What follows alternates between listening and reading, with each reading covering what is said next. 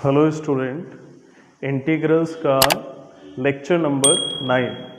आज मैंने 7.9 एक्सरसाइज को लिया है एनसीईआरटी से। 8 लेक्चर मैंने कंप्लीट करा दिए हैं। हर एक्सरसाइज के लिए एक लेक्चर है, ठीक है, उसको देख सकते हो।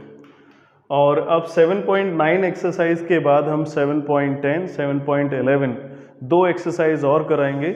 7.9 एक्सरसाइज से डेफिनेट इंटीग्रेशन स्टार्ट हो गया है। पीछे वाली जो मैंने 7.8 एक्सरसाइज कराई थी उसमें भी डेफिनेट इंटीग्रेशन था, लेकिन लिमिट के लिए था। तो वहाँ पे जो हेडिंग था वो definite integration as limit of sum था, ठीक है। अब यहाँ से 7.9 एक्सरसाइज से हम प्रॉपर मेथड स्टार्ट करेंगे डेफिनेट इंटीग्रेशन का। तो डेफिनेट इंटीग्रेशन का फर्स्ट क्वेश्चन देखते हैं। डेफिनेट इंटीग्रेशन का हमें पता कैसे चलता है? जब अपर और लोअर लिमिट दोनों होते हैं किसी भी इंटीग्रेशन के अंदर, तो हमें समझ में आ जाता है कि एक डेफिनेट यानी लिमिटेड इंटीग्रेशन है, फिक्स है, बाउंडेशन है इसकी। तो जब भी डेफिनेट इंटीग्रेशन आता है तो मैंने एक एग्जाम्पल ले लेता हूँ पहले। जैसे ये फंक्शन लिखा हुआ है और हमें इसका इंटीग्रेशन करना है। तो इंटीग्रेशन करने के लिए एफ एक्स के प्लेस पे मैंने एक वैल्यू लिख दी, जैसे एक्स स्क्वायर था dx। तो एक्स स्क्वायर का जब इंटीग्रेशन करेंगे तो एक्स क्यूब बाई 3 आएगा, और लोअर लिमिट अपर लिमिट इसको इस तरह से एक्सप्रेस कर देते हैं। इसके बाद फिर अपर लिमिट को पुट करेंगे b⁻3/3। फिर अपर लिमिट के बाद जब लोअर लिमिट को पुट करते हैं तो उससे पहले माइनस का साइन आ जाता है, a⁻3/3। अब आर्बिट्री कांस्टेंट नहीं आएगा। आर्बिट्री कांस्टेंट इंडेफिनिट इंटीग्रेशन में आता है जिसमें अपर और लोअर लिमिट नहीं होती है। अपर और लोअर लिमिट जिसमें नहीं होती है उसमें इंडेफिनिट इंटीग्रेशन क्यों आता है, उसका रीजन मैंने फर्स्ट लेक्चर में बता दिया है। मैं अभी शॉर्ट में बता देता हूँ। जिसकी बाउंडेशन नहीं होती वो थोड़ा कम या ज़्यादा हो जाता है तो कवर करने के लिए आर्बिट्री कांस्टेंट लगा देते हैं। जिसकी बाउंडेशन फिक्स है, जिसकी अपर और लोअर लिमिट फिक्स है, तो उसके लिए कोई आर्बिट्री कांस्टेंट नहीं आएगा। बाउंडेशन फिक्स है तो आंसर भी फिक्स्ड हो जाएगा। अब क्वेश्चन कराना हम स्टार्ट करते हैं। क्वेश्चन नंबर सेकेंड को देखते हैं। सेकेंड क्वेश्चन में देखो 1/x का डायरेक्ट इंटीग्रेशन log x होता है, ठीक है, कंफ्यूजन में मत रहना। 1/x का इंटीग्रेशन log x होता है और log x का डिफरेंशिएशन 1/x होता है। इसका याद रखने का ट्रिक या कॉन्सेप्ट, x का डिफरेंशिएशन करो। x का डिफरेंशिएशन करने से अगर न्यूमरेटर आ जाए तो डिनोमिनेटर को log के इंडेक्स में लिख देते हैं। ये मैंने इसी इंटीग्रल्स के एक लेक्चर में बताया था। इंटीग्रेशन को अगर बहुत अच्छे से समझना है तो सारे लेक्चर्स को 1 to 8 तक देख लेना, उसके बाद ये 9th वाला लेक्चर देख लेना। अब देखो ये लोअर लिमिट 2 है और अपर लिमिट इसमें 3 है। तो log 3 पहले अपर लिमिट को पुट किया, वेरिएबल क्या था x, क्योंकि x के रिस्पेक्ट में इंटीग्रेशन किया तो x के प्लेस पे वैल्यू को पुट कर दिया। उसके बाद लोअर लिमिट के प्लेस पे वैल्यू को पुट किया, log 2 आ गया। अब इसमें जब log पता नहीं होता है, log का बेस पता नहीं होता है, तो उसमें e लगा देते हैं। तो log m minus log n की प्रॉपर्टी आ गई, log बेस e 3/2। ये मेरा आंसर हो गया, समझ में आ गया होगा। 1/x का इंटीग्रेशन log x होता है। डिनोमिनेटर का डिफरेंशिएशन करने से न्यूमरेटर आ जाए तो डिनोमिनेटर को log के इंडेक्स में लिख देते हैं। अपर लिमिट की वैल्यू को पुट किया, उसके बाद माइनस साइन आता है, फिर लोअर लिमिट की वैल्यू को पुट कर दिया और उसके बाद log की प्रॉपर्टी लगा दी, log m minus log n, log m/n। ठीक है, क्वेश्चन नंबर मैंने सेलेक्ट किया है थर्ड। तो थर्ड को देखते हैं। इसमें 1 2 3 4 जो फंक्शन है उनका इंटीग्रेशन करना है। तो सारे फंक्शन को हम अलग अलग कर लेते हैं। 1 to 2, 4 बाहर निकाल दिया, x⁻3 dx minus 5 1 to 2 x² dx plus 6 1 to 2 x dx plus 9 तो बाहर ही निकाल दिया, कॉन्स्टेंट ही है। 1 to 2 1 आएगा, कुछ भी नहीं आएगा, ठीक है। जितनी भी कांस्टेंट वैल्यू है उनको बाहर निकाल दो। अगर x के रिस्पेक्ट में इंटीग्रेट कर रहे हैं तो इंटीग्रेबल में x ही आएगा, ठीक है, x का ही फंक्शन आएगा। 4x³ का इंटीग्रेशन x⁴/4 और lower limit upper limit. 5x² का integration x³ lower limit upper limit.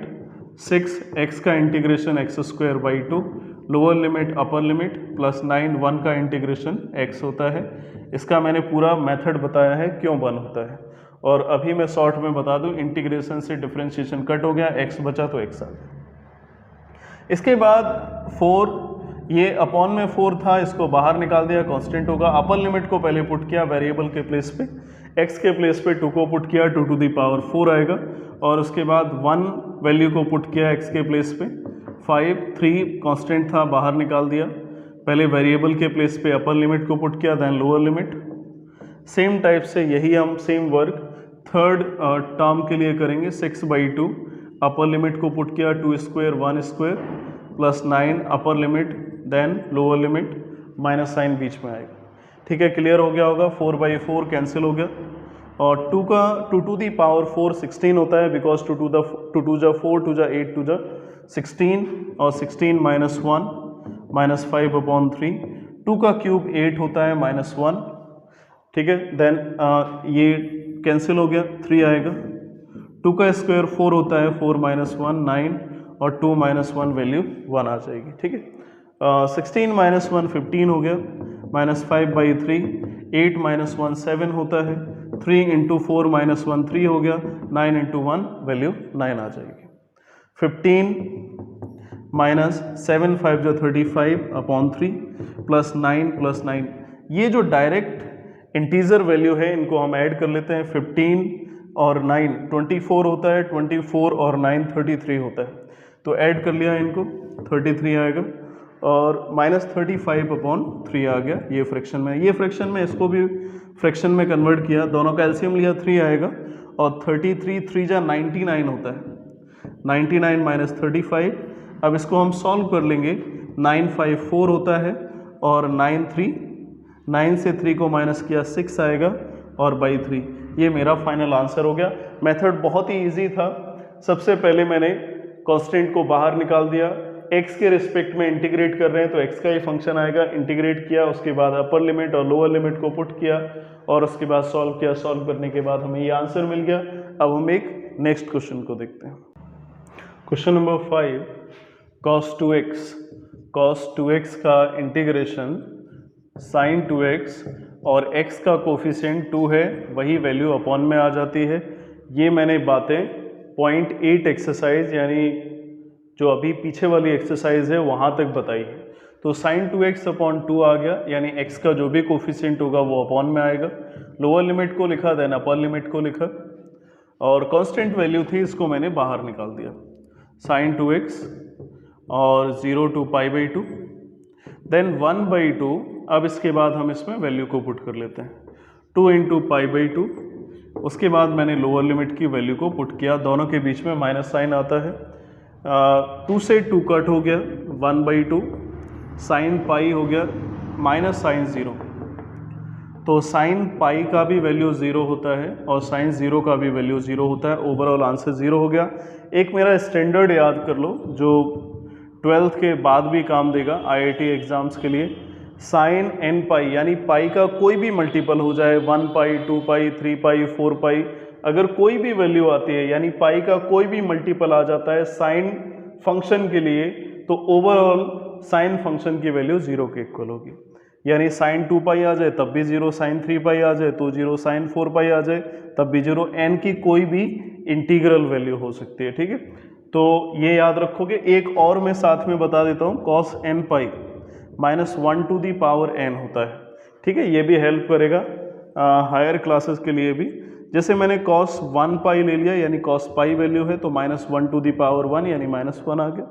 cos 2 पाई लिया, यानी n के प्लेस पे 2 पुट कर दिया, तो n के प्लेस पे जब 2 पुट किया -1 टू दी पावर 2 +1 आएगा, यानी साइन cos 1 पाई आएगा तो -1, cos 2 पाई आएगा तो +1, cos 3 पाई आएगा तो -1, cos 4 पाई आएगा तो +1। इसका मतलब इवन जितनी भी वैल्यूज आएंगी पाई के मल्टीपल में, तो जो 1 आएगा वो पॉजिटिव होगा।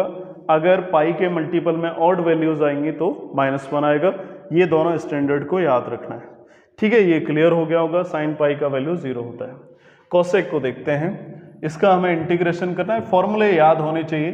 ठीक है, अगर जितने भी मेरे लास्ट के लेक्चर देखे होंगे तो फॉर्मूले जरूर तैयार हो गए होंगे, नहीं तो लेक्चर्स को देखो और फॉर्मूले को तैयार करो। Cosec x minus cot x, इसका इंटीग्रेशन होता है।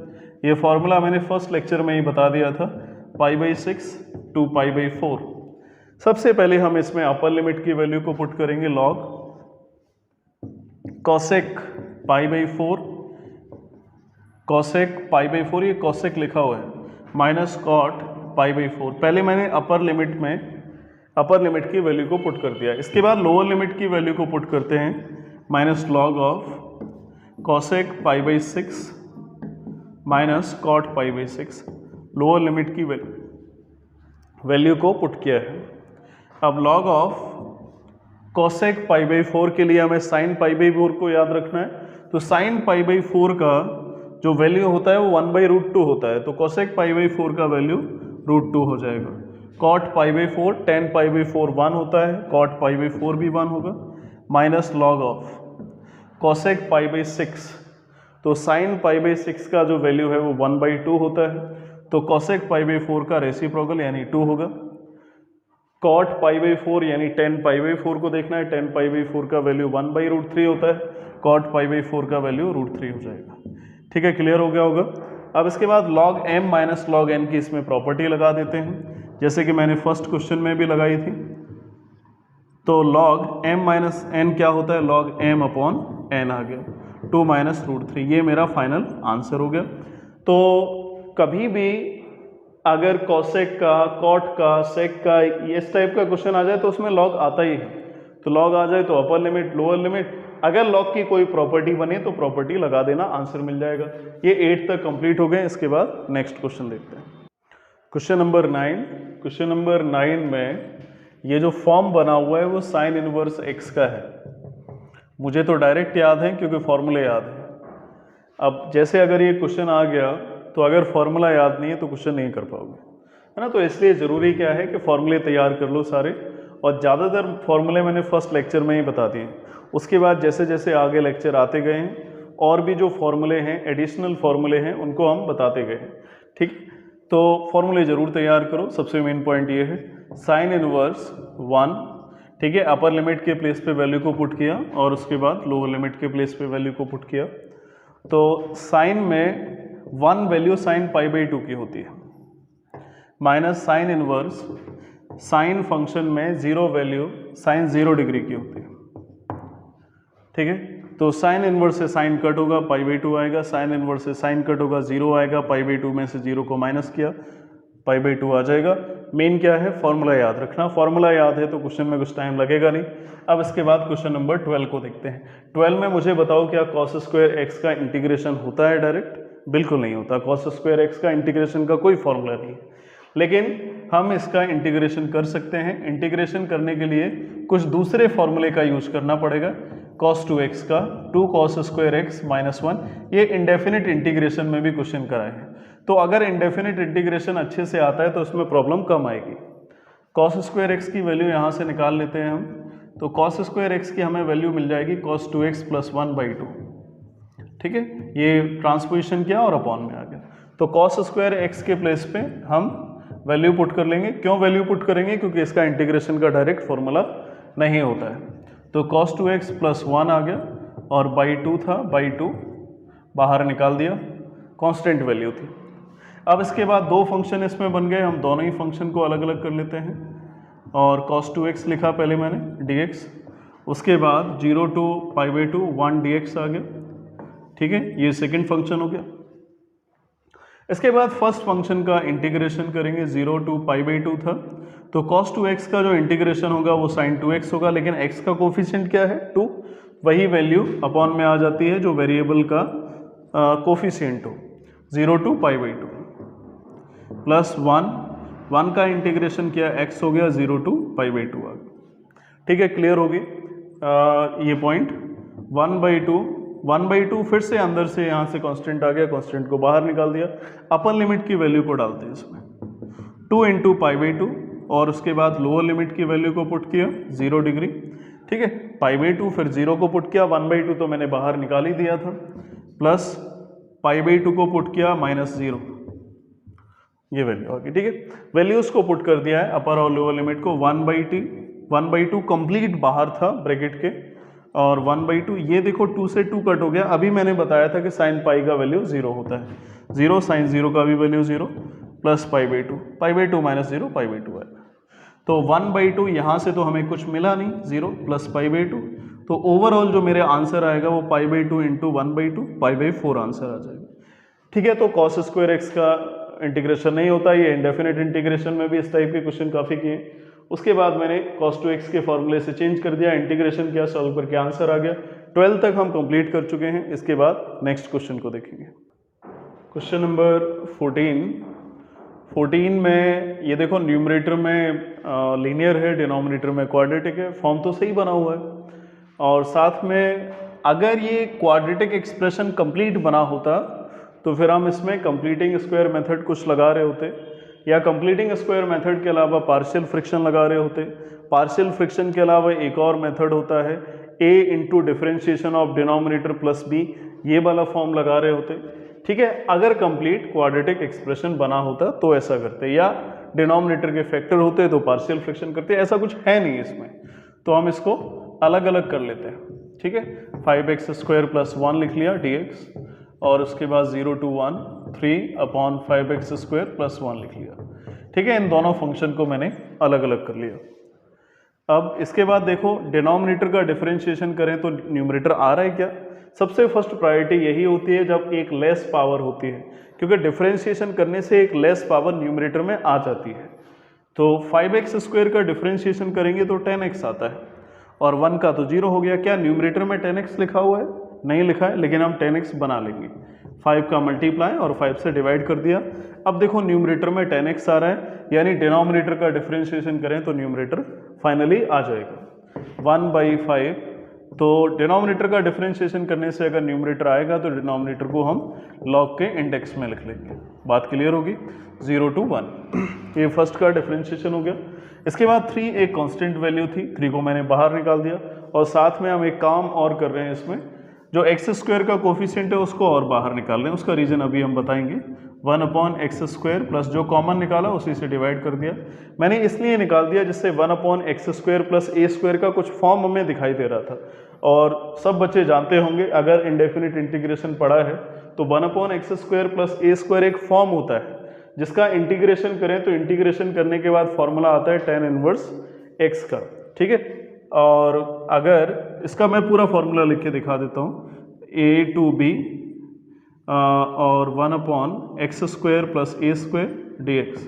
तो इसका कंप्लीट जो इंटीग्रेशन होता है वो 1/a tan इनवर्स x/a होता है। उसके बाद अपर लिमिट और लोअर लिमिट ये तो जानते ही। ठीक है, फॉर्मूला जरूर याद रखो, फॉर्मूले के बिना कुछ काम नहीं होगा। तो x² और 1/5 लिख लिया। 1/5 अपर लिमिट की वैल्यू को मैंने पुट किया, then log of 5 into x² 1 होगा, 1 का स्क्वायर प्लस 1। उसके बाद लोअर लिमिट को पुट किया, लॉग ऑफ 0 प्लस 1, ये वैल्यू आ गई, प्लस 3/5 ऑफ। अब इसके बाद देखो मैं थोड़ा इसमें चेंज कर रहा हूँ। ठीक है, 1/x² प्लस फॉर्मूला बनाने की कोशिश कर रहा हूँ।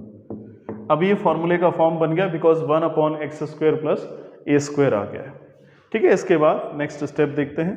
1/5 log ऑफ 5 प्लस 1, यहाँ से तो 6 आ गया, माइनस log 1 आ गया। ठीक है, और प्लस 3/5 ऑफ, ये फॉर्मूला है tan इनवर्स का। तो फॉर्मूले में क्या आता है? 1/a। 1/a a के प्लेस पे क्या है? 1/√5, और tan इनवर्स x/a आ जाता है, x/a। a का वैल्यू क्या है? 1/√5, और then upper limit and lower limit. और 3/5 पहले से अच्छा बाहर लिखा हुआ था, मैंने लिख दिया है 3/5 बाहर। क्लियर होगा ये स्टेप। देन 1/5 log 6 को तो लिखा, log 1 का वैल्यू 0 होता है। ठीक है, याद रखो log 1 का वैल्यू 0 होता है, प्लस 3/5। इसके बाद ये फ्रैक्शन में ये 1 में 1/1 यानी फर्स्ट फोर्थ सेकंड थर्ड किया तो वैल्यू √5 आ जाएगी, और ये कांस्टेंट है बाहर निकाल दिया। अब इसमें बचेगा tan इनवर्स √5 इंटू x। ठीक है, इसमें भी फर्स्ट फोर्थ सेकंड थर्ड किया, और 0 एंड 1 ये वैल्यू आ गई। 1/5 ऑफ log 6, 0 का तो कोई सिग्निफिकेंस है नहीं, √5 से 5 को कट किया, √5 आएगा।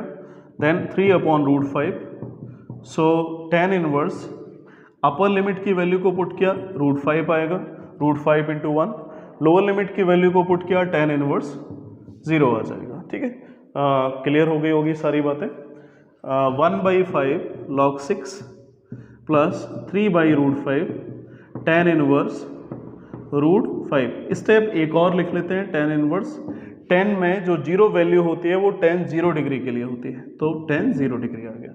अब इसके बाद जो अगला स्टेप होगा वो आंसर का ही होगा, 1/5 log of 6 plus 3/√5 of tan inverse √5, और tan इनवर्स 10 से ये कैंसिल हो गया, 0 आएगा, तो 0 का कोई मतलब नहीं होता। tan इनवर्स √5 से 0 को माइनस किया, tan इनवर्स √5 आ गया, तो ये मेरा फाइनल आंसर हो गया। क्लियर हो गया होगा। सबसे पहले न्यूमरेटर में लीनियर, डिनोमिनेटर में क्वाड्रेटिक था, तो उसके बाद मैंने दोनों ही फंक्शन को अलग अलग कर लिया, दो फंक्शन बना लिए। डिनोमिनेटर का डिफरेंशिएशन करने से न्यूमरेटर आ जाएगा, इसके लिए हमने 5 से डिवाइड और 5 का मल्टीप्लाई कर दिया, और उसके बाद एक्स स्क्वायर था, एक्स स्क्वायर का जो कोफिशिएंट था उसको बाहर निकाल दिया, जिससे फॉर्मूले का फॉर्म बन जाए। फॉर्मूला ये वाला बन रहा था, और उसके बाद वैल्यू को पुट किया, सॉल्व किया, हमें ये फाइनल आंसर मिल गया। इसको हम पहले इरेज कर लें, फिर नेक्स्ट क्वेश्चन बताते हैं। क्वेश्चन नंबर 15, इसमें दो फंक्शन आ रहे हैं। जब भी दो फंक्शन आए तो हमें एक बार चेक कर लेना चाहिए क्या एक फंक्शन का डिफरेंशिएशन करने से दूसरा फंक्शन आ रहा है। अगर किसी का एक फंक्शन का डिफरेंशिएशन करने से दूसरा फंक्शन नहीं आ रहा है और दोनों ही फंक्शन रहेंगे तो उसके लिए हम इसमें बाई पार्ट लगाते हैं, ठीक है। लेकिन अगर एक फंक्शन का डिफरेंशिएशन करने से दूसरा फंक्शन आ रहा है तो हम सपोज करते हैं, ठीक है। दोनों चीज़ों को क्लियर रखना।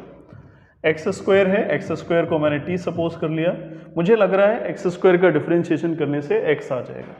एक्स स्क्वायर का डिफरेंशिएशन किया, 2x आ गया, dx = dt हो गया, और 0 to 1, ठीक है। तो जब भी हम सपोज करते हैं तो सपोज करने का एक रूल होता है, जब भी हम सपोज करेंगे तो साथ में लिमिट को भी चेंज करते हैं। 0 है तो 0 को यहाँ पे पुट किया x के प्लेस पे, क्योंकि x की लिमिट थी तो x के ही प्लेस पे पुट करेंगे। 0 के प्लेस पे 0 स्क्वायर, t की वैल्यू फिर भी 0 आ जाएगी। अब 1 के प्लेस पे 1 की वैल्यू को x स्क्वायर के प्लेस पे पुट किया तो 1 स्क्वायर आएगा, तब भी t की वैल्यू 1 आएगी। अब x को मैंने x ही लिखा, और e x स्क्वायर की वैल्यू t हो गई, पावर में t आएगा, x स्क्वायर के प्लेस पे t आ गया, और dx के प्लेस पे आएगा dt/2x, ठीक है, dt/2x लिख दिया, और x से x कट हो गया। अब मैं एक चीज़ और क्लियर कर दूं, मैंने अब t की लिमिट को क्यों लिया, क्योंकि t के रिस्पेक्ट में अब इंटीग्रेशन होने लगा है। x के रिस्पेक्ट में जब इंटीग्रेशन होता है तो x की लिमिट होती है, जब t के रिस्पेक्ट में इंटीग्रेशन होता है तो t की लिमिट है, इसीलिए लिमिट को चेंज किया है। x के रिस्पेक्ट में इंटीग्रेट तो x की लिमिट, t के रिस्पेक्ट में इंटीग्रेट तो t की लिमिट होगी। 0 to 1 e⁻t dt आएगा। अब इसके बाद नेक्स्ट स्टेप बस आंसर का हो जाएगा। e⁻t का इंटीग्रेशन किया तो e⁻t का एज यूजुअल e⁻t आता है, 0 लोअर 1 अपर, तो e⁻1 माइनस e⁻0, यानी वेरिएबल के प्लेस पे वैल्यू को पुट करेंगे, क्योंकि t के रिस्पेक्ट में इंटीग्रेट किया था तो t वेरिएबल आएगा और t के प्लेस पे वैल्यू को पुट करेंगे, तो e⁻1 e हो गया, एनी नंबर पावर 0 वैल्यू 1, तो ये मेरा आंसर हो गया। और मैंने कॉन्सेप्ट अभी क्या बताया, जब भी हमें दो फंक्शन मिले इंटीग्रेशन को तो बाई पार्ट लग सकता है, और लेकिन हमें ये भी ध्यान रखना है कि एक का डिफरेंशिएशन करें, क्या उससे दूसरा आ रहा है, अगर आ जाए तो उसको सपोज कर लो। जब डेफिनेट इंटीग्रेशन में सपोज किया जाता है तो ये भी ध्यान रखा जाता है कि साथ में लिमिट को भी चेंज करना है, ठीक है। 15 क्लियर हो गया, 16 वाले को देखते हैं। क्वेश्चन नंबर 16 में देखो, न्यूमरेटर और डिनोमिनेटर दोनों की हाईएस्ट पावर सेम है। न्यूमरेटर में भी एक्स स्क्वायर आ रहा है, डिनोमिनेटर में भी एक्स स्क्वायर। जब दोनों ही प्लेसेस पे पावर सेम आती है तो हमें सबसे पहले डिवाइड करना पड़ेगा। मैं पूरी चीज़ बता देता हूँ कि अगर न्यूमरेटर की पावर डिनोमिनेटर से ज़्यादा है तब भी डिवाइड करना पड़ेगा, और न्यूमरेटर की पावर डिनोमिनेटर के इक्वल है तब भी डिवाइड करना पड़ेगा। पावर इक्वल है तो हम डिवाइड कर लेते हैं, 5 कांस्टेंट वैल्यू था, बाहर निकाल लिया, तो एक्स स्क्वायर को डिवाइड करेंगे, यानी डिनोमिनेटर से न्यूमरेटर को डिवाइड किया जाएगा। X square plus 4x plus 3 divide किया, 1 टाइम्स डिवाइड होगा, एक्स स्क्वायर को इधर लिख लेते हैं, x square plus 4x plus 3 आएगा, और साइन चेंज करेंगे तो ये कैंसिल हो गया, वैल्यू आएगी -4x माइनस 3, ठीक है। अब इसके बाद मैंने यहाँ पे वैल्यू को लिखते हैं, मतलब इसी को एक अनदर वे से रिप्रेजेंट करेंगे, 1 plus -4x minus 3 whole upon x square plus 4x plus 3। मैंने ऐसा क्यों लिखा है, इसके पीछे लॉजिक क्या है मैं बता देता हूँ। देखो एक कॉन्सेप्ट पढ़ा था पीछे, dividend is equal to divisor into quotient plus remainder, वही मैंने यहाँ पे किया है। अब x square plus 4x plus 3 का हम इसमें 1 में मल्टीप्लाई करेंगे, और 1 क्या है एक्चुअल में, क्विसेंट है, ठीक है। तो डिवाइजर इंटू क्विसेंट, ये जब एलसीएम लेंगे तो इस वैल्यू का इस वैल्यू के साथ मल्टीप्लाई होगा, प्लस रिमाइंडर आ गया, ठीक है। मेथड वही हुआ, dividend divisor into quotient plus remainder, ठीक है, इज इक्वल टू डिविडेंड आ जाएगा। डिविडेंड का मतलब न्यूमरेटर एक्स स्क्वायर आ जाएगा, ठीक है। जब भी इस टाइप का मेथड आए तो क्या करोगे, क्विसेंट को अलग लिखना है, डिनोमिनेटर की वैल्यू डिनोमिनेटर में ही रखना है, और जो रिमाइंडर आए उसको न्यूमरेटर में लेके जाना है। या अगर किसी को कॉन्सेप्ट लगाना है तो कॉन्सेप्ट मैंने बता दिया है। कॉन्सेप्ट क्या है, डिवाइजर और ये क्विसेंट, डिवाइजर और क्विसेंट का एलसीएम के बाद मल्टीप्लाई होगा और रिमाइंडर का एडिशन होगा, और ओवरऑल वैल्यू हमें डिविडेंड मिल जाएगी, ठीक है। अब क्वेश्चन की सॉल्विंग को देखते हैं। ये मैंने क्यों किया, ये मैंने इसलिए किया क्योंकि न्यूमरेटर और डिनोमिनेटर का पावर सेम था। पावर सेम होगा तो इंटीग्रेशन नहीं होगा, इसलिए डिवाइड करना पड़ेगा। 1 को अलग किया, ठीक है, 2 फंक्शन हो गए, माइनस दोनों से ही बाहर निकाल दिया, 1 to 2 4x plus 3 whole upon x square plus 4x plus 3 dx हो गया, ठीक है। 5 1 का अगर हम इंटीग्रेशन करेंगे तो x आएगा 1 2, और सेकंड वाले टर्म्स को देख लेते हैं। न्यूमरेटर में लीनियर, डिनोमिनेटर में क्वाड्रेटिक। डिनोमिनेटर का डिफरेंशिएशन करने से क्या न्यूमरेटर आ रहा है चेक करेंगे। एक्स स्क्वायर का डिफरेंशिएशन किया तो 2x आता है, और 4x का डिफरेंशिएशन किया तो 4 आ जाएगा, 2 कॉमन निकाला, x प्लस 2 आ गया। क्या न्यूमरेटर में ये लिखा है, बिल्कुल नहीं लिखा। अगर इस तरह से नहीं है तो हम एक काम करते हैं, जो मैंने मेथड बताया था इंडेफिनिट इंटीग्रेशन में उसी का यूज करेंगे। इसको हम यहीं पे छोड़ते हैं और अलग से 4x प्लस 3 को ले लिया। 4x प्लस 3 को ले लिया तो रूल क्या होता है, a into differentiation of denominator, denominator का डिफरेंशिएशन किया 4x square plus 4x plus 3 dx plus b लिख दिया, ठीक है। ये मेथड याद होगा। ये मेथड कब लगेगा, जब डिनोमिनेटर में क्वाड्रेटिक एक्सप्रेशन हो, न्यूमरेटर में लीनियर हो। Then 4x plus 3 is equal to a into differentiation of denominator, x square का 2x होगा, 4x का 4 और कॉन्स्टेंट 3 की तो वैल्यू 0 हो जाएगी, plus b। So 4x plus 3 is equal to 2ax plus 4a plus b। Solve करके हम इन दोनों का a और b की वैल्यू निकालेंगे। पहले कंपैरिजन करेंगे, x का कोफिशिएंट 2a था, इधर x का कोफिशिएंट 4। ऑन कंपेयरिंग तो इनका कंपैरिजन करा दिया तो a इज इक्वल टू 2 आ गया। सेम टाइप से 4a plus b is equal to 3 था, a का तो मैंने वैल्यू निकाल ही लिया था, 4 into 2 plus b is equal to 3।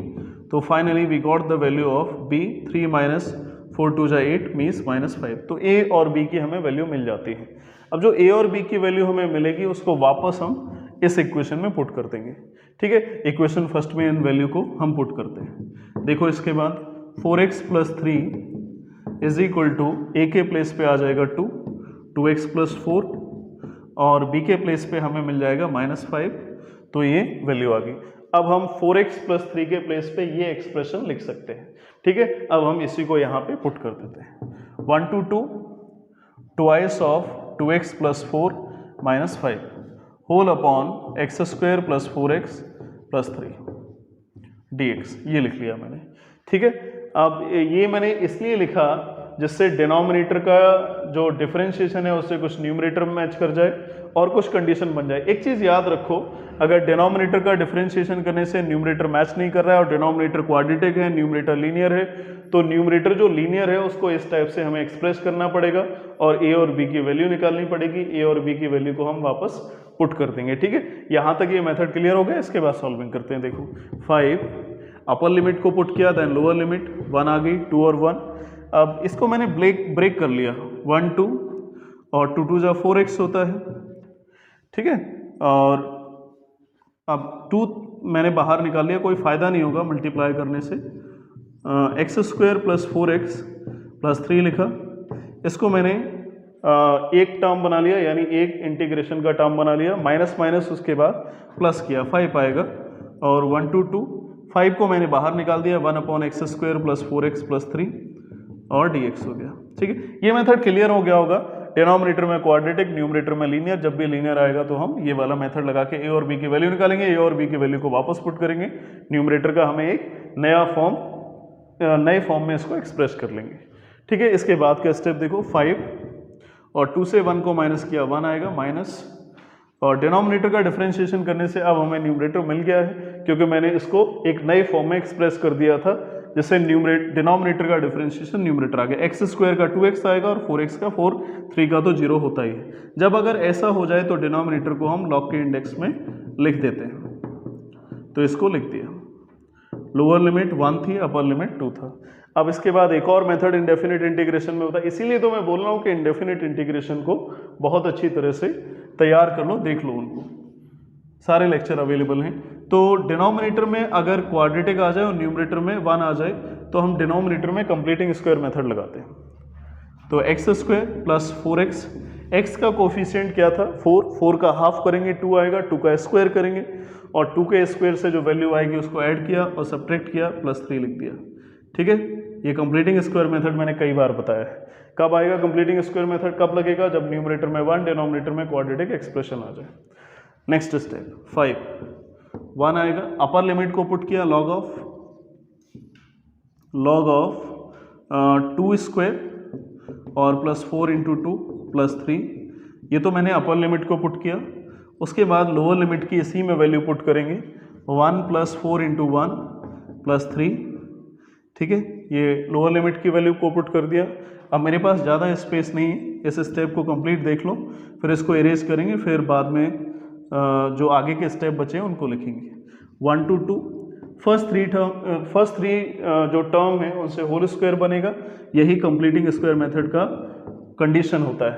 -4 plus 1 value -1 आ जाएगी और dx हो गया। अब हम इसके बाद ऊपर से स्टेप लिखना स्टार्ट करते हैं।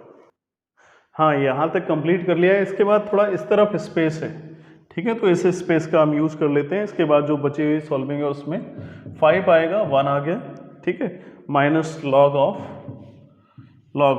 देखो 2 का स्क्वायर 4 होता है और 4 2 जा 8 प्लस 3, 8 11 हो गया और 11 और 4 15 होगा, तो लॉग 15 लिख दिया मैंने। ठीक है, और उसके बाद माइनस लॉग ऑफ 1, 4 इंटू 1 4 आएगा, 4 3 7 1 8 और लॉग 8 आ गया, और उसके बाद प्लस 1 to 2। अब इसमें देखो ये इसका फॉर्म बना लेते हैं, अभी फॉर्म बना नहीं है, x प्लस 2 होल स्क्वायर और माइनस 1 स्क्वायर dx। ये 1/x square minus a square, शायद मैंने इसे 0.3 और या 0.4 लेक्चर में बताया, यानी 0.3 या 0.4 एक्सरसाइज में। ठीक है, ये 1/x square minus a square का फॉर्मूला हो गया। 5 1 minus log m minus log n लगाया, 15/8 आ जाएगा, प्लस तो 1/x square minus a square होता है log of x minus a/x plus a, ये फॉर्मूला आएगा। तो x minus 1/x plus 1, x के प्लेस पे x प्लस 2 आ गया है, तो सेम कंडीशन बनेगी इसकी। इसके बाद इसमें भी लोअर लिमिट और अपर लिमिट आएगी। इसके बाद अगला स्टेप देखो 1, ये दोनों स्टेप तो कंप्लीट हो गए, सॉरी टर्म कंप्लीट हो गए। अब जो लास्ट वाला टर्म बचा हुआ है उसमें हम सॉल्व भी करेंगे और लोअर लिमिट अपर लिमिट को वैल्यू पुट भी करेंगे, क्योंकि स्पेस ज़्यादा नहीं है मेरे पास। 2 में से 1 को माइनस किया 1 ही आएगा, और यहाँ पे वैल्यू को पुट किया 2, और 2 माइनस 1 1 होता है। ठीक है, और लोअर इसमें भी डिनोमिनेटर में भी यही वैल्यू पुट करेंगे, 2 प्लस 1 3 और 2 यहाँ पे पुट करेंगे। तो ओवरऑल क्या मैं डायरेक्ट लिख दूँ इसको, 2 प्लस 2 4 माइनस 1 वैल्यू 3 आएगी, और डिनोमिनेटर में 2 प्लस 2 4 1 यानी वैल्यू 5 आएगी। ये मैंने अपर लिमिट की अभी केवल वैल्यू को पुट किया है। अब डिनोमिनेटर की लोअर लिमिट की वैल्यू को डालते हैं। तो लोअर लिमिट की वैल्यू को पुट करेंगे तो 1 को पुट करेंगे, 1 से 1 कैंसिल हो जाएगा, केवल 2 आएगा, और 1 को डिनोमिनेटर में पुट करेंगे, 1 प्लस 2 3 1 4 आएगा, यहाँ से वैल्यू 1/2 आ जाएगी। ठीक है, ये स्टेप हो गया।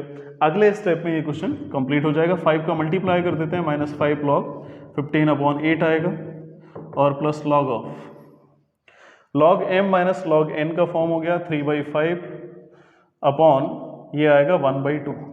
अब इसमें फर्स्ट 4 हम सेकेंड थर्ड लगा देते हैं, तो यहीं पे लिख देते हैं इसके कंप्लीट आंसर को हम। देखो इधर 5 -5 लॉग 15/8 और प्लस log 3 2 जा 6/5। तो ये मेरा कंप्लीट आंसर हो गया। इसमें 1/x² माइनस a स्क्वायर का फॉर्म होता है। तो इसमें एक चीज़ और आती है 1/2a, जो मैंने इसमें लिखा नहीं है। 1/2a, a की वैल्यू 1 ही होगी, तो 1/2 आ गया, और इसको मैंने 1/2 लिख दिया। और इसमें भी एक टर्म इसमें 5 का इसमें भी मल्टीप्लाई किया, इसमें भी किया है, ठीक है, दोनों में इसमें नहीं किया, तो 5 का इसमें भी मल्टीप्लाई करते रहे, यहाँ पे मल्टीप्लाई होगा ये 5। तो ओवरऑल हमें आंसर मिल गया 5/2 log 6/5। ये दोनों तो टर्म आ गए थे, तो ये मेरा कंप्लीट आंसर हो गया। तो पहले वाले में तो डायरेक्ट हो गया, सेकंड वाले में तो डिनोमिनेटर का डिफरेंशिएशन करने से न्यूमरेटर आ गया। थर्ड वाला जो टर्म था उसके न्यूमरेटर में 1, डिनोमिनेटर में क्वाड्रेटिक एक्सप्रेशन था, कंप्लीटिंग स्क्वायर मेथड लगाना है। और उसके बाद ये 1/x² माइनस a स्क्वायर हो गया, फॉर्मूला पता है 1/2a log of x minus a/x plus a होता है। उसके बाद वैल्यू को पुट किया और सॉल्व करके हमें आंसर मिल गया है। 16 क्वेश्चन क्लियर हो गया होगा। इसमें मेन प्रॉब्लम क्या थी, न्यूमरेटर और डिनोमिनेटर में पावर सेम थी, इसके लिए हमें इसमें डिवाइड करना पड़ा डिनोमिनेटर से न्यूमरेटर को। ठीक है, आप 16 के बाद नेक्स्ट क्वेश्चन देखेंगे। इसमें जो सेकेंड टर्म है इसमें 2 और रह गया था, तो 2 को मैं और लिख देता हूँ। यहाँ पे ये 2 हो गया और ये 2, यहाँ पे 2, तो 5 2 जा 10 होगा, मल्टीप्लाई करेंगे यहाँ पे भी 10 आ जाएगा। अब इसमें एक चीज़ और समझना, आंसर ये भी हो सकता है। इसके अलावा अगर हम लॉग का प्रॉपर्टी लगा के इसको सिंप्लीफाई करें तो आंसर की सॉल्विंग और भी आ सकती है, ठीक है, और भी सॉल्व कर सकते हो। ये मेरा फाइनल आंसर हुआ। अब हम इसके बाद नेक्स्ट क्वेश्चन देखेंगे। Question number 18। क्वेश्चन नंबर 18 में sin² x/2 minus cos² x/2 लिखा है। सोच रहे हो कि अगर अलग अलग इंटीग्रेशन करेंगे, तो वो हम नहीं करने वाले हैं। इसमें हमें क्वेश्चन को देखते ही एक फॉर्म समझ में आ रहा है, वो फॉर्म में लिख देता हूँ। एक cos2x फॉर्मूला होता है cos² x minus sin² x। ये भी कुछ ऐसा ही लिखा हुआ है, लेकिन cos² बाद में, sin² पहले लिखा हुआ है। 2x है तो x आता है, अगर x आएगा तो इधर x/2 आ जाएगा। ये हाफ एंगल में ब्रेक करने वाला फॉर्मूला है। अगर 2x है तो x होगा, 3x है तो 3x/2 होगा, 4x है तो 2x आएगा, ऐसे ही x है तो x/2 आ जाएगा। तो सबसे पहले हम इससे माइनस कॉमन निकाल लेते हैं। 0 to π, तो पॉजिटिव वाला नेगेटिव हो गया और नेगेटिव वाला पॉजिटिव हो गया। ठीक है, अब देखो क्या फॉर्मूले का फॉर्म दिखाई दे रहा है, एग्जैक्ट सेम फॉर्मूला है। माइनस, तो ये 0 to π cos² x/2 minus sin² x/2 के प्लेस पे आएगा cos x। ठीक है, cos x का इंटीग्रेशन जानते ही हो, cos x का इंटीग्रेशन होगा sin x। 0 to π, upper limit को पुट करेंगे sin π माइनस sin 0, तो sin π का मैंने वैल्यू बताया था 0 होता है, और sin 0 का भी वैल्यू 0, ओवरऑल 0 आ गया। ठीक है, ये 18th कंप्लीट हुआ। अब हम 19th को देखते हैं। ये क्वेश्चन 19th वाला हमें 14 की तरह लग रहा है। 14 मैंने करा दिया, देखा होगा। तो इसमें सबसे पहले तो हम अलग अलग कर लेते हैं। अलग अलग करेंगे उससे बेनिफिट क्या होगा वो मैं अभी बताता हूँ। dx plus integration of 0 to 2 3/x² plus 4 dx। अब देखो, डिनोमिनेटर का अगर डिफरेंशिएशन करें तो न्यूमरेटर आ सकता है क्या, x² का डिफरेंशिएशन 2x आएगा और 4 का 0 आएगा।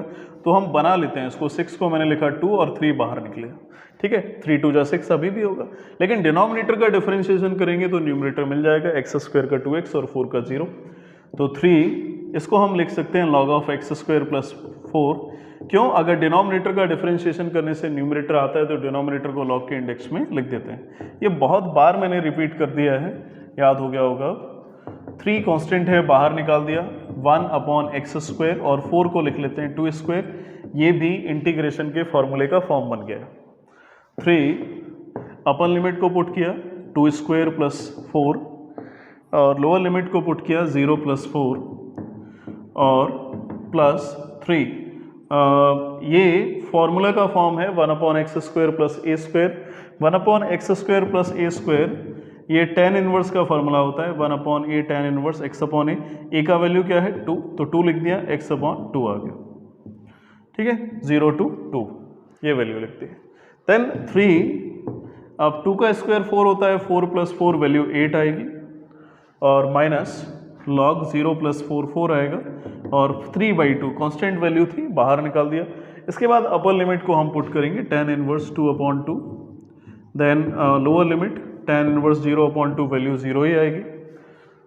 Then 3 log m minus log n की प्रॉपर्टी लगा दी, log m/n आता है, प्लस 3/2, और ये 2 से 2 देखो कट हो गया, tan इनवर्स 1 आएगा। और tan इनवर्स 1 के लिए जब 1 की वैल्यू देखेंगे 10 में तो 10 π/4 होगी, है ना, 10 π/4 की वैल्यू 1 होती है। और tan इनवर्स 0 तो tan इनवर्स tan 0 डिग्री की वैल्यू 0 होती है। ठीक है, क्लियर। 3 log ऑफ 8/4 लिखा हुआ था, 2 लिख दिया मैंने, log 2 आ गया, प्लस 3/2, tan इनवर्स से tan कट हो गया, π/4 वैल्यू आएगी, और tan इनवर्स से tan कट हुआ 0 आ गया। तो हमें यहाँ से फाइनल आंसर मिल गया 3 log 2 और प्लस 3 π/4 टू ज 8। ठीक है, तो ये मेरा आंसर हो गया। इसमें मैंने दो फंक्शन बन रहे थे, दोनों को अलग अलग कर लिया। एक में इस तरह से स्प्लिट किया जैसे डिनोमिनेटर का डिफरेंशिएशन करने से न्यूमरेटर आ जाए, तो लॉग में लिख दिया। सेकंड में हमें फॉर्मूला लग रहा था 1/x² + a², tan इनवर्स का फॉर्मूला हो गया, सॉल्व किया, आंसर हो गया। 19 कंप्लीट हुआ। 20 नंबर देखते हैं। क्वेश्चन नंबर 20, इसमें दो टर्म आ रहे हैं, तो दोनों टर्म को पहले तो अलग कर लेते हैं। x e⁻x dx plus 0 to 1 sin πx/4 लिखा dx। अब इसके बाद इसमें देखो दो फंक्शन आ रहे हैं, तो मैंने रूल क्या बताया था कि अगर एक का डिफरेंशिएशन करने से दूसरा आ जाए तो सपोज कर लो। अगर ऐसा नहीं हो रहा है तो हमें आइलेट का यूज करना पड़ेगा, यानी बाई पार्ट से यूज सॉल्व करेंगे क्वेश्चन को। और बाई पार्ट में देखो इनमें से जो पहले आ जाए उसको फर्स्ट फंक्शन, इनमें से जो बाद में आ जाए उसे सेकंड फंक्शन। अब आइलेट में देखो एक्सपोनेंशियल सबसे लास्ट में आता है और एलजेब्रिक उससे पहले आ रहा है, तो एलजेब्रिक फर्स्ट फंक्शन और एक्सपोनेंशियल सेकंड फंक्शन। आइलेट लगाएंगे क्योंकि इसमें एक का सपोज करने से सेकंड का डिफरेंशिएशन नहीं हो रहा था, इंटीग्रेशन में दो फंक्शन आ रहे थे, x और 0 to 1 e⁻x dx आएगा। हाँ, x 0 to 1 e⁻x dx आ गया। उसके बाद माइनस आता है sign, whole integration of 0 to 1 differentiation of first function, यानी x का डिफरेंशिएशन होगा integration of second function dx, whole integration और dx। ठीक है, प्लस साइन πx/4, तो π/4 x का इसमें कोफिशिएंट है, तो साइन का इंटीग्रेशन कॉस होता है लेकिन माइनस साइन आता है, तो π/4 इंटू एक्स था, x का कोफिशिएंट क्या है π/4, तो π/4 ही अपॉन में आ जाता है इंटीग्रेशन में। x यानी वेरिएबल है और वेरिएबल के कोफिशिएंट में जो भी होगा वही अपॉन में आएगा 0 to 1। ठीक है, इसका भी मैंने इंटीग्रेशन कर दिया बाई पार्ट से, x और e⁻x का e⁻x ही होगा, लोअर लिमिट 0 था, अपर लिमिट 1 आ गया, माइनस 0 to 1 x का डिफरेंशिएशन x के रिस्पेक्ट में करेंगे 1 आएगा, e⁻x का इंटीग्रेशन करेंगे e⁻x ही आएगा dx। क्लियर।